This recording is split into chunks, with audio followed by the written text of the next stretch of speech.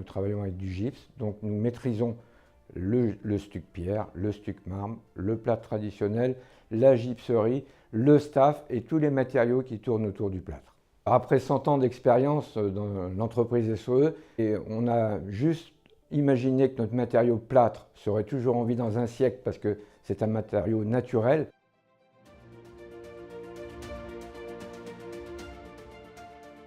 Dans le contemporain, dans l'innovation, le matériau plâtre peut être utilisé aussi bien en mobilier.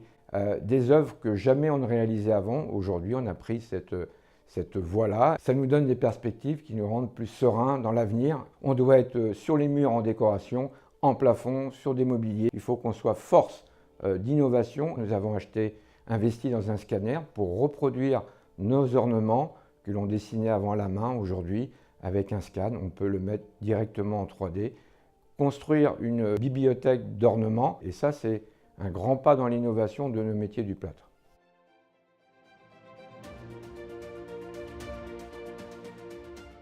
Le développement international est important pour une entreprise, on l'a tous compris, traditionnelle. Aujourd'hui, nous sommes en Chine avec une dizaine de nos salariés pour réaliser un ouvrage traditionnel. Le client en Chine ne se contente pas de copier, il vient chercher un savoir-faire en France. Je suis ouvrier qualifié en tant que staffeur ornemaniste. On fait vraiment de belles réalisations.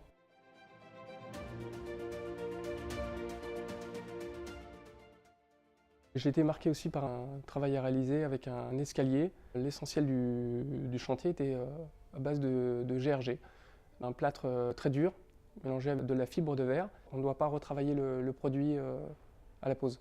On a fabriqué ici l'escalier à l'atelier. À partir des plans, il a fallu reproduire comme si on était sur le chantier, tout à l'échelle, mettre tout en position. On n'avait pas le droit à l'erreur, quoi. Alors, je suis staffeuse ornemaniste, c'est-à-dire que je réalise et crée des ornements en plâtre principalement qui sont destinés à être posés soit en parement sur les murs ou au plafond.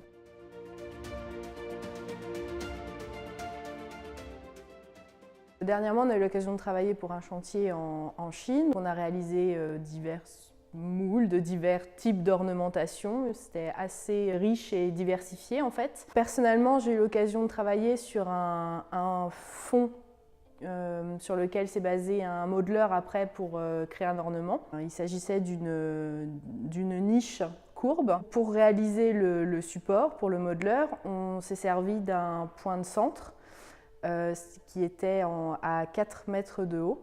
Donc c'était ce qu'on appelle un traînage en balançoire. Mais là, la difficulté et l'intérêt technique de ce traînage, c'est que c'était de grande ampleur. Donc voilà, c'était intéressant de travailler là-dessus.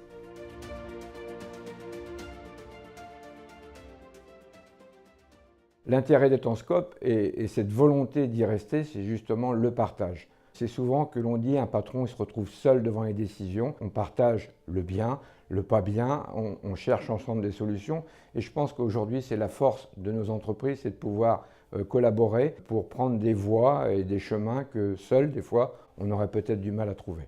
Ça fait maintenant 18 ans que je suis dans cette scope.